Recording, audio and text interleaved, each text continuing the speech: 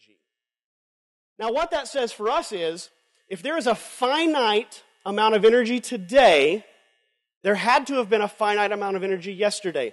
Bottom line is, if there was an eternal amount of energy, which would mean a universe forever, it would still be an eternal amount of energy. But that's not what we see. The second law says that at one point, sometime in the past, and we're not dealing with when that was, at some point in the past, a finite amount of energy was created and has started to roll out and is disappearing. I'm seeing you nod off. We're going to go to the U in sure, which is the universal expansion. Go ahead and advance that slide for me. The universe is expanding. They measure this in redshift and blue shift. Have you ever heard an ambulance pull up behind you? And when it's far off, the frequency is a certain height, right? And as it gets closer, it gets higher and higher, higher pitch, and then as it passes, it goes, and it goes past way back down. All right, anybody know what that's called?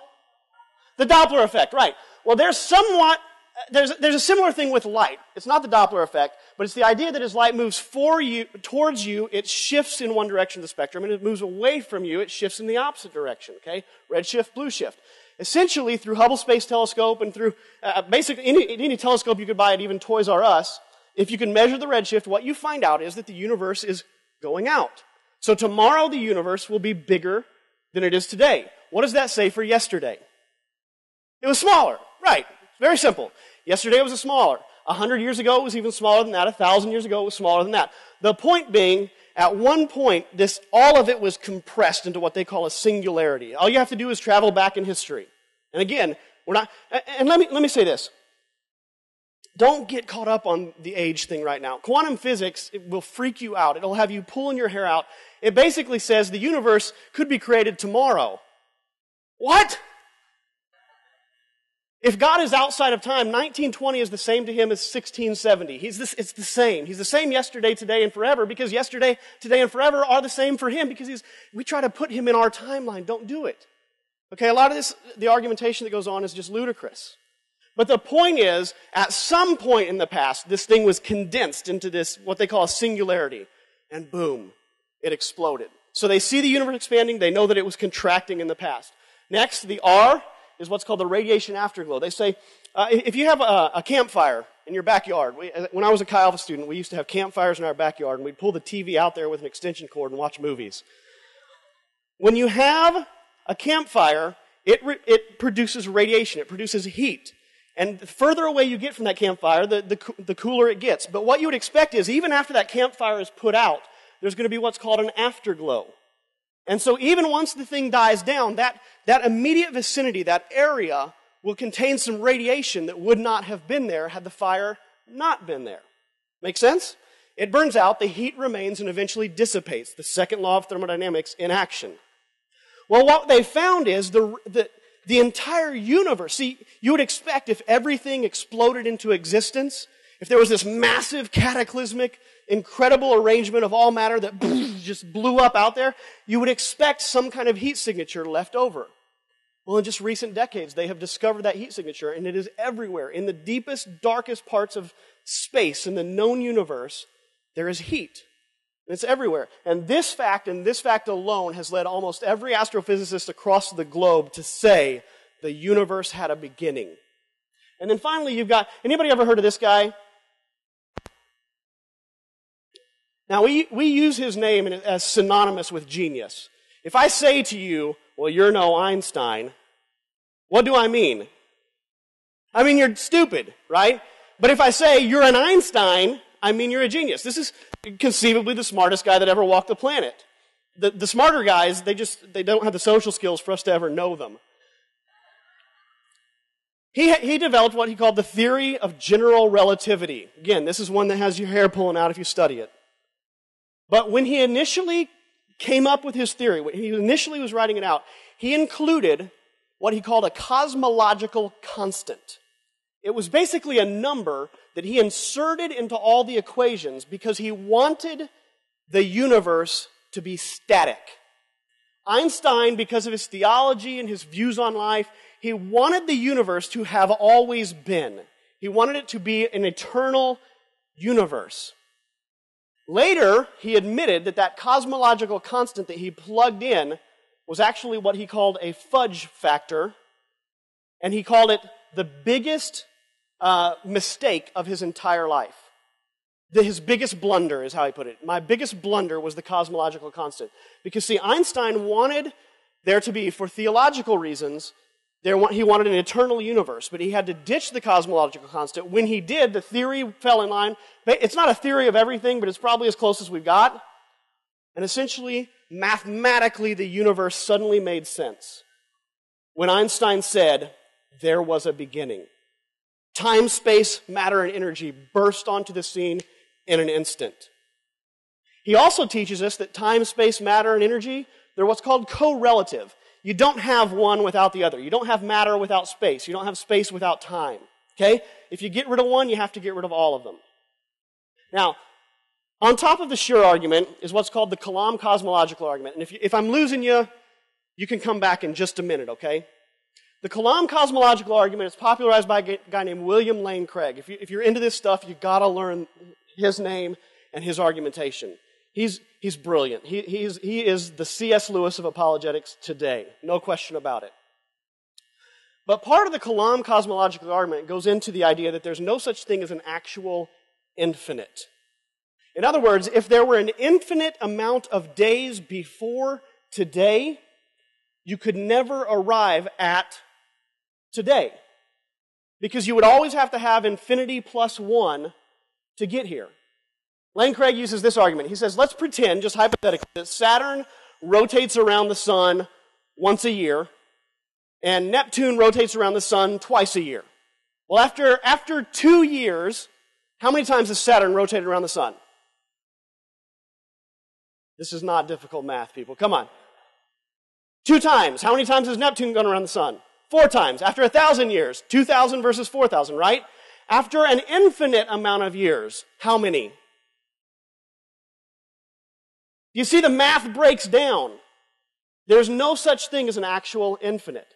So the point is, this is a philosophical argument that tells us there had to be a beginning. There had to be an uncaused cause. So let's talk about causes for just a second. Kick that up for me, Luke, please. When I was, I was probably 3 years old. I was sitting in Danville, Illinois, at my grandparents' house. And she had hands that looked like this. And I remember sitting at the table next to her. She was eating split pea soup. Germans eat split pea soup. She's eating split pea soup. I said, Grandma, why do your hands have so many, all the veins in them? She said, well, when you get older, your skin kind of shrivels up. And I don't remember the exact conversation. I just remember the gist of it. She said, it kind of clings to your veins and they just show up a lot more. I said, well, why are they blue? She said, well, because the blood that's in them is blue, and so the blue shows through the skin. And I said, I thought blood was red. And she said, well, honey, when blood touches oxygen, it turns red, but when it's in the body, contained in the body, it's blue. I said, well, why does it turn red? And she said, I don't really know. It has to do with the oxygen, the way it touches in chemistry. And I said, well, what are chemicals? And she said, go play in the other room, right? And when you're a child, you can ask why. And Aristotle called this an infinite regress. You can always ask why, because we live in a world of cause and effect. We live in a world where every effect has a cause. But from the second law of thermodynamics, from the Kalam cosmological argument, we know there could not be an infinite amount of time before this moment, which means there could not be an infinite amount of matter, energy, or space, and therefore there has to be an uncaused cause. There must be. And that uncaused cause must be immaterial, spaceless, and timeless. What is it? Anybody have any ideas? Well, there's a couple options. There's a couple nouns. There's a couple concepts that are timeless, spaceless, and immaterial, and they're nouns. Go ahead and go to that next slide. So what caused the universe?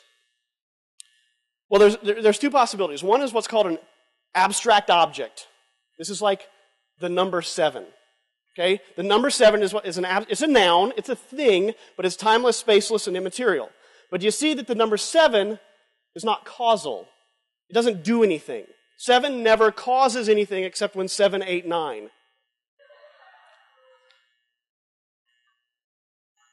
I'm sorry.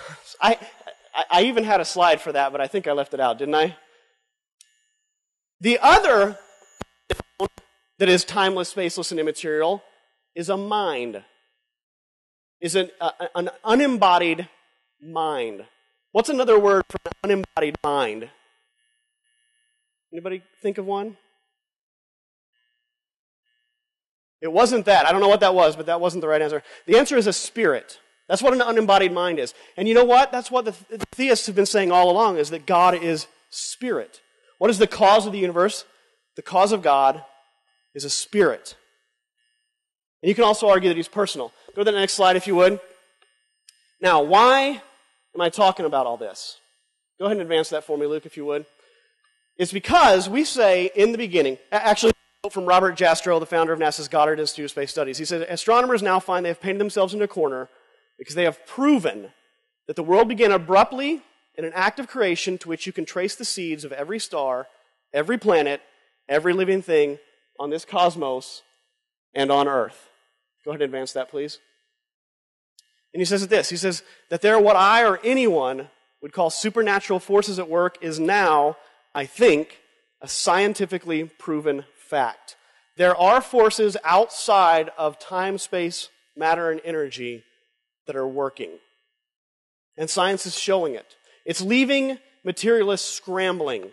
I just read today on infidels.org, a guy arguing for creation ex nihilo from a materialistic perspective. They're scrambling to come up with something because they know it's been shown there's an uncaused cause that's outside of time, space, and matter. Now, let's get back to in the beginning. Go ahead and advance that one more. It says, in the beginning, now the earth was formless and empty. Darkness was over the surface of the deep. I'm getting past the science now and getting down to brass tacks.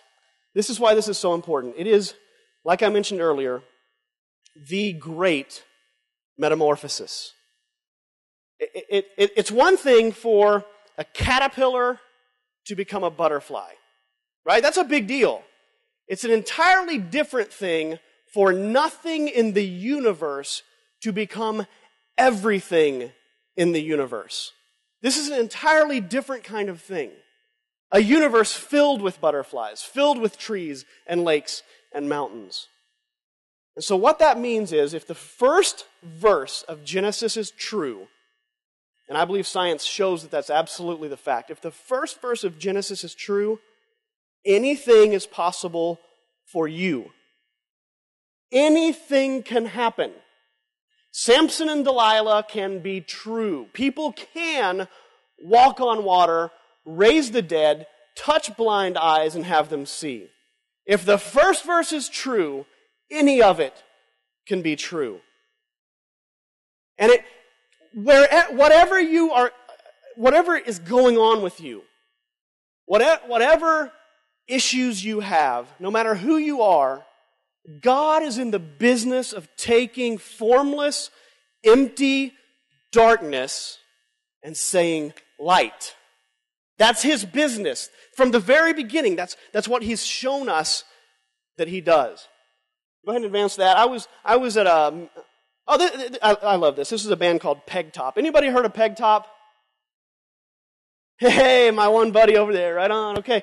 Peg Top is a band from like the 90s, a Christian band, and what they would do is they would just go to like gas stations, and they would sit up on the corner, and the guy had a drum set made of like 5-gallon buckets and a fishing box and one cymbal, and they would just play concerts, and people would come up and they'd share the gospel. And this is one of their songs called The Great Reverse. And this is the business God is in. It's the business of the great reverse, of making darkness light. And it says, the dull will be sharper, the too smart will be dumb. The too shamed will find pride, the too lame will just ride the white horse when he comes. The crowded will find room, the lonely find friends. The oppressed will be rulers over all their oppressors in a kingdom that never ends. Advance that again, please. The weary find rest, those who can't make it can. The blind will find sight, the weak will find might. It's all part of the Master's plan. The first will be last, and the last will be first in the great reverse. The impoverished will no longer hunger or thirst in the great reverse. See, God has from that very first moment, let there be light, shown the great reverse. He said, I can take any darkness. I can take nothing, the kind of nothing that rocks dream about, and create a universe. So what does that mean for you when you're face down on the ground saying, God, I can't tackle my porn addiction? Statistically, most of you in here have one. What does it mean? Like somebody brought up the alcohol a while ago. When you say, I just can't kick this stuff. You know what? He can. He creates universes from nothing. He can just say done. He can just say finished. And it's good. I was at the Marriott East. Next slide. My second SALT conference. I've been to 138 of these things. That was a lot funnier than that. I've been to a bunch of these things. It was my second one. I was a sophomore in college, and I was seating like right over here. Seated. That's what I was doing. Right about over there. And during the music, basically I was sitting in front of my stool with my face in the stool, just crying and snotting on myself, and because for about a year I'd been following Jesus. I'd been wanting to know Him, chase after Him. I'd been making some really good decisions in my life. But 2 days before SALT that year, I had a sexual encounter with a girl that I had no business having a sexual encounter with. It just built up. My campus pastor had been saying, man, you need to get out of this relationship. And I said, no, I'm cool. It's all good. And essentially it all just came to a head one night and things happened. So I'm sitting with my face in the stool, and I know some of you, this isn't a big deal to you. You're just like, well, what's the big deal? It's a big deal. Now, it's not that God was trying to crush me or beat me up. He just wants what's best for me. But I'm face down, and while people are praising God and worshiping Him, I just feel so ashamed. I just feel completely spent. And I remember saying, God, I do not deserve to worship you. I remember saying, God, I'm so ashamed, and just crying, saying, I'm ashamed, I'm sorry. And my campus pastor came up to me, and he kneeled down beside me and put his hand on me. He said, H, I feel like God wanted me to tell you something. And he said, something like, it's okay. And everything's going to be okay, and He forgives you. And that... there's some moments where you can accept things, some you can't. Somehow, when he said those words, it just happened for me. I was just clean. All of a sudden, I thought, okay, me and God, we're cool. We can move on from here. And I did. I made good decisions going home. I made great decisions. Everything changed for me in that area after that. But I want to point out to you that it started with a moment with me saying, God, I can't. God, I am incapable. I don't deserve. Because do you see, that's the nothing that He can make a universe out of. See, I'm convinced that no one ever experiences what God has for them without coming to that moment of, I can't. I will not. I am unable. I am powerless. I am nothing. Because He's in the business of taking nothing. That material. That's all the material you have to have. Do you see? You don't have to have anything else to offer Him but nothing for Him to show up. Go ahead and advance that, please. There's a parable Jesus tells, and He says there's these two Chi Alpha guys, and they go into this temple, and one Chi Alpha guy stands up, and he says, man, I play bass with the worship team, and I'm at prayer meeting 3 times a week, and I lead a small group, and I was in the parade, and I passed out tracts. Thank you, Jesus. And this other guy is down on his face, saying, I hate me. I am so bad. I can't do anything right. I keep trying, and then I end up going right back to the stupid stuff I did before. And then what does Jesus say? He says, one of them left justified before God that night. Which one was it? You see, I'm convinced that 19-year-old weirdo that sat in that seat with his head in front of, down on that chair, that was really making some boneheaded decisions. I'm convinced God looked at him that day, said, that's it. Yes, that's what I need. It's not the guy that comes in here and says, I got it going on. Everything's cool. Everything's going well. You should never get to that point. Now, I'm not saying you won't have confidence. I'm not saying you don't go forward with God, and we'll talk about that in a second. But the idea is if you came in here and you weren't hungry for a touch from God, if you weren't desperate, you can't get everything from God. You've got to be lowly, nothing in front of God to get everything He has for you. Next slide is hard for me to show you. Actually, it's not. Skip that slide. That's an easy slide to show you. It's a very nice. We're just going to skip that altogether. This is a picture of my mom. And 2.5 weeks ago, I watched her die in that bed. I know this part's going to be hard for me. My wife got a call. I was in Dallas, Texas with some friends and had gone to a apologetics conference type thing down there. And my wife calls me at 11 o'clock Sunday night, says, something's wrong with your mom. And I said, well, what's going on? And my mom had called Kara, my wife, and it was late at night, so it was really wild that Kara even answered the phone, but there was nobody there. There was silence. So Kara thought she'd been butt dialed or pocket dialed. So she said, Susan, are you okay? Susan, hello, hello. And she kept talking to her, and then Mom started talking gibberish, just not making sense at all. Kara said, do you need help? And then Mom said these words. She said, I'm so sick, I can't stand it. So Kara went down. We had a little apartment complex, and Mom was living in it, and that's where we were staying in the interim between the move to Louisville.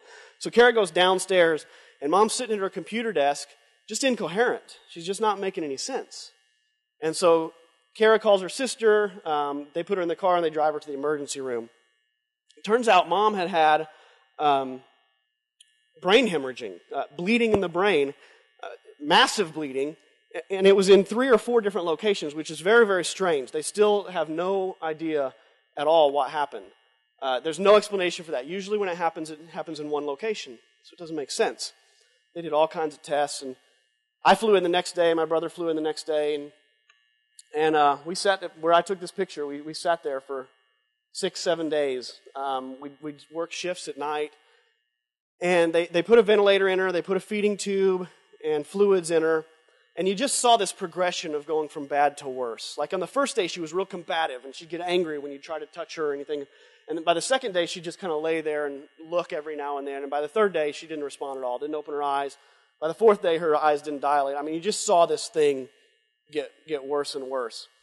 And so we managed to find a will that she had written about, it was 1989. It's an old will. I found a lawyer that I knew she was associated with. And in the will was a living will. And it named me as the guy. Basically, I'm her decision maker. I'm her first son. So I'm the guy that gets to make the decisions. And in her will, in her living will, it specified, do not hook me up to ventilation. Do not hook me up to a feeding tube. Do not hook me up to fluids. And if you did, take them out. That's basically what the living will of hers says. And so I'm the guy that has to make the decision. And by law, I'm supposed to make that decision. So I don't even really understand why I'm a decision maker, except that there would have to be a lawsuit if I said, we ain't doing it. So that night, it was my shift. I laid there and stared at her. And the truth is, I cried all over that hospital that night. I mean, I went out in the hall and cried. And I went to the cafeteria and cried. And I sat in the atrium nearby and cried. And I sat at the foot of her bed and cried. And just shook and wept. And here's the thing that I couldn't handle. The living will required that we pull her fluids. Now, the breathing thing, I get that. I think if she can't breathe on her own, it's kind of playing God to keep it in there in some ways. The food thing, I get it if she can't feed herself. But the water thing, that's the thing that kept me up all night crying, was how do you not give your mom water? And so I'm out in the atrium, which is about 50 feet from where this takes place, and I'm just sobbing. And I said, God, I am so full of crap. I said, because everybody's looking at me to make the decision, and I can't. And I'm a life guy. I believe in life. I walked around in her bed, in the room and read scriptures on healing and asked everybody to pray. But I just felt hopeless and powerless. And I said those words to Jesus. I said, Jesus, I'm so full of crap. I said, I can't do anything. I can't do anything. And I'm just laying it out there. And I went in, I sat at the foot of her bed and was praying there and just kept saying, I can't do this. I can't make this decision. And the best I know to describe is that Jesus came in the room. That's what happened that night. He just came in peace. He just showed up, and I knew it was okay. And he told me some very specific things. He said, this is why it's okay. I'm not going to share those things with you tonight. Next day, I get my brother, who's maybe not a believer, probably not a believer, has been kind of antagonistic towards Christianity at times, and he's coming around. But I brought him in to sit at the foot of the bed, and we don't talk about this stuff, but I said, Andy, I sat here last night, and I cried all over this building, and I cried out to God and said, please, and I said, but I believe God spoke to me last night. I said, I have good reason to think that sometimes God talks to me, and this is what I believe God told me about Mom. He just sat there next to me and listened, and it's like he was taking it in and he believed it. It's like what Jesus had told me was what he needed to hear. The short of it is, that day, they removed the ventilation tubes. Our big deal was we didn't want her to suffer. That was the big thing at this point. The short of it is, they pulled the tubes out. Andy, my brother, stood next to her bed, and he kept saying, Mom, it's okay. It's okay to go. It's okay to go. 8 minutes later, she's gone. I watched her heart rate go from 54 to 27 to 0, and then it's done. And there's been a lot of mourning. I mean, it's been hard. There's no question. But here's my point. Just like the kid back there with his face in the chair saying, I can't, was when God showed up. Same situation here. I'm not feeling morally shamed or anything. I'm just feeling hopeless. And I said, Jesus, I am nothing. And he says, it's okay. Here I come. Because what he does is he steps into situations of nothing and creates universes. That's the business he's in. And so with those two things said, whether you're one that came in here thinking, gosh, I'm terrible. I'm so bad at being a Christian. I just keep blowing it and blowing it and blowing it. That's a great place to be. That's where he steps in and fixes stuff. Or if you're coming in here saying, I don't know what to do. I just can't make this decision. Nothing seems right. That's where he steps in and shows up. Those are great places to be. Next slide, please. Now here's what happens. You say, I can't to him. You say, I can't do it. I am hopeless. I am nothing before you. And what happens is, he fills you with him. He fills you with the creative power to shape universes. He fills you to where you can change the world. He picks you up from the chair where you're face down saying, I can't, and says, now you can. Do you see? He doesn't leave nothing at nothing. He never has, he never will. Nothing will not remain nothing. However bad it is, however hopeless you feel, however you think, I can never forgive that person, he can fix that. So she says, I love this quote, you've probably heard it before. She says, the deepest fear is not that we are inadequate. Our deepest fear is that we are powerful beyond measure. It is our light, not our darkness, that frightens us. We ask ourselves, who am I to be brilliant, gorgeous, talented, fabulous? Actually, who are you not to be? You are a child of God. Your playing small does not serve the world. There is nothing enlightened about shrinking so that other people won't feel insecure around you. And for some reason, there's a peg top quote there. We are all meant to shine as children do. We were born to manifest the glory of God that is within us. It is not just some of us. As we let our own light shine, we unconsciously give other people permission to do the same. As we are liberated from our own fear, our presence automatically liberates others. Jesus takes nothing and creates glorious, unimaginable beauty. If you're the person that came in here tonight and says, I cannot forgive him. I cannot forgive him for what he did. But God, here, I give you that. It's whatever, I'm giving it over to you. I hate him. But here, I give it to you. He will take that and he can make something really outstandingly amazing out of it. He can take your life and create a universe of possibilities. No matter how bad you hurt, no matter how bad you've blown it, no matter what mistakes you've made. He will take you, and this is the main point here. He will take you from I can't, which is the starting point, to I can do anything. That's the trick. He says, you're right, you can't, but I will fill you, and I'm the universe maker. I'm the guy that does it all. I'm the guy that heals. I'm the guy that gives direction. And you know what? I'll come live in you. I will come fill you up, where it's all going to flow out of you. And so that other people that are hurting, that hate, man, you can just go to them and touch them and they will stop hating. I will do that in you. Let me. Just say, I can't, I won't. And then let me. Just give it up. And he says, I'll do it in you, a new creation.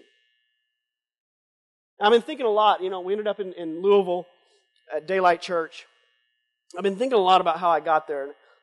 I'm a little hesitant to share this part of it because honestly, some of it's going to sound like tooting my horn. And I'm a good-looking guy, so it's cool. But go ahead and give me that next slide. I have found that my entire life has been shaped by 4 words. But from the moment that I had my face down in that chair saying, I can't, I'm worthless, after that, there have been 4 words that happened in my life that I started saying. I didn't mean for it to happen, and I hadn't even realized that it happened until just recently. And it's these words, I can do that. I can do that. I was at a conference in Phoenix, Arizona, at Phoenix First Assembly of God with my campus pastor, Mark Randall, right back there. And the guy was teaching on being an armor bearer. He was teaching about how every knight needs a guy to carry his armor, polish his shoes, and feed his horse. And so whoever the leaders are in your life, that you need to come alongside them and give them strength. And so whoever your pastor is, you need to become a support system for him. And I remember thinking, I can do that. It's just a real simple decision. It wasn't a big deal at all, but it massively changed my life. It's just amazing the trajectory of my life that changed after that day. When I went back to campus and said, I'm going to help him be who he was called to be. I'm going to be the guy that puts the flyers out on the table because he shouldn't have to do that because he's got more important things to do. I'm going to be the guy that makes the phone calls and delivers the popcorn and does this and that and the other because, man, I can do that. And you know what? It just opened this whole universe for me. I went from the guy back in the chair saying, I can't, to, well, I can do that. That's no big deal. And so years later, I'm in the next slide, I'm in a tent at Cornerstone Music Festival in Bushnell, Illinois. And about 320 bands play over a 4-day period, and they have great teaching. And I'm in this tent, and the guy's teaching. I don't even remember what the topic was. But he stopped right in the middle of it. He said, I don't do this kind of thing very often. He said, but I feel like God has given me a word for you guys. There were about 50 people under the tent. He said, one of you guys here is supposed to be an author. You're supposed to start working on your first book right now. And your book will change the way a lot of people think about a lot of things. And guess what I thought sitting in the front row right there? Yeah, I thought I could do that. I can write some words and chain them together and see what happens. And so I left that conference and thought, I started reading everything I could get my hands on about how to be a writer, how to be a successful writer, how to do it right, how to be a good writer, and so forth. And I've learned a lot since then. I got an email yesterday from a girl that said, I just got your book, I read it all in one day, and it has really put me back on track. I've gotten lots and lots of emails. But do you see, if I was sitting there feeling like a worthless slime ball when he said one of you guys should write a book, I wouldn't be able to say, I can do that. But instead I had come to this point where Jesus fills me. I'm kind of sensitive to him and like him quite a bit. I love him a lot. So when somebody says you should write a book, I say, me and Jesus, we can tackle that. Not a big deal.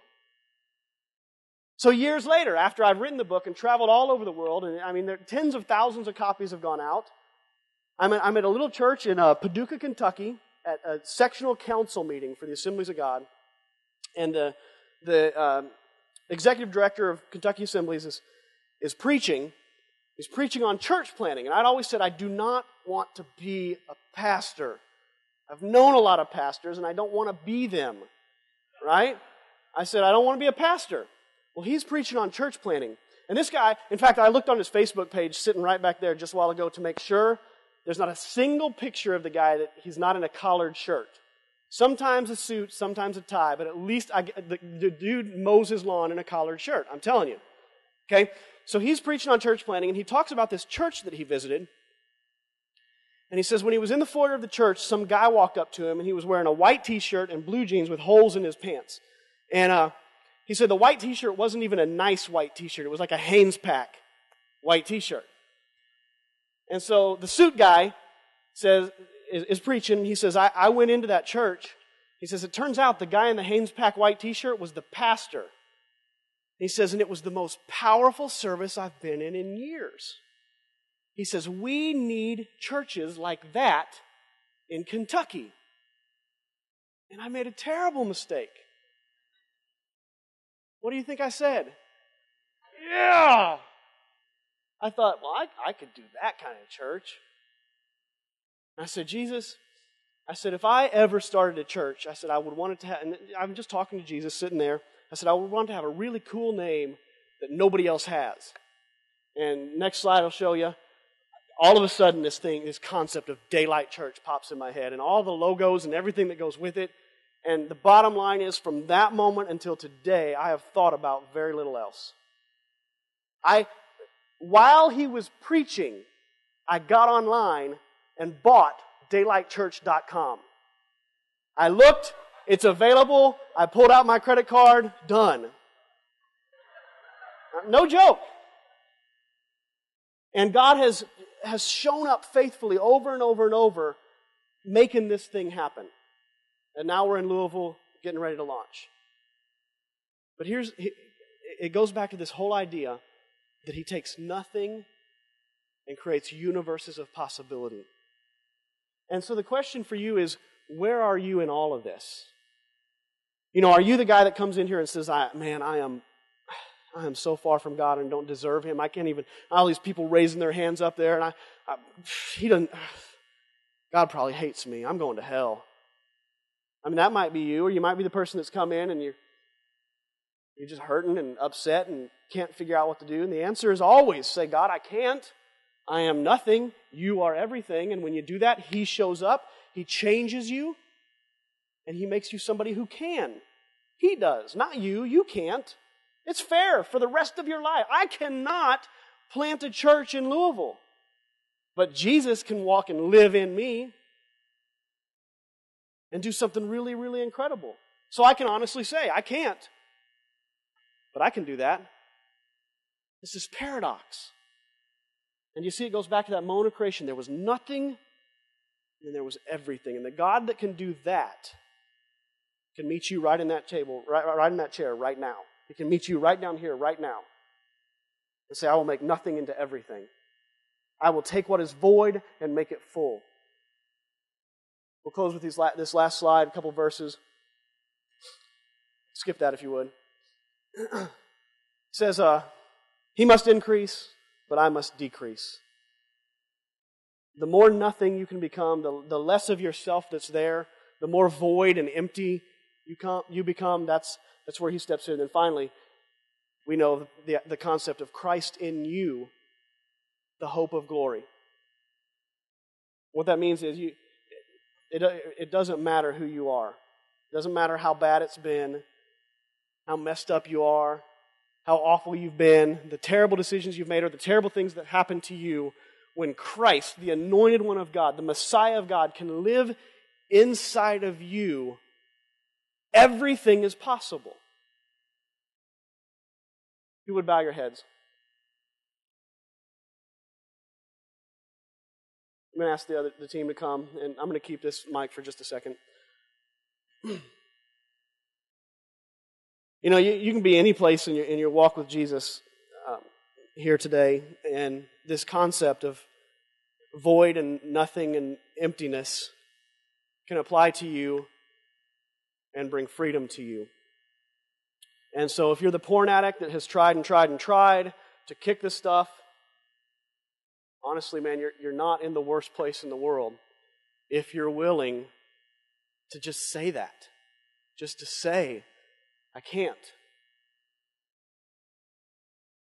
If you've got some decisions to make and you don't know what to do and you just think you're hopeless, that you'll never be able to make these decisions or never be able to go do the things you need to do, you can, because God's in the business of taking nothing and making it everything.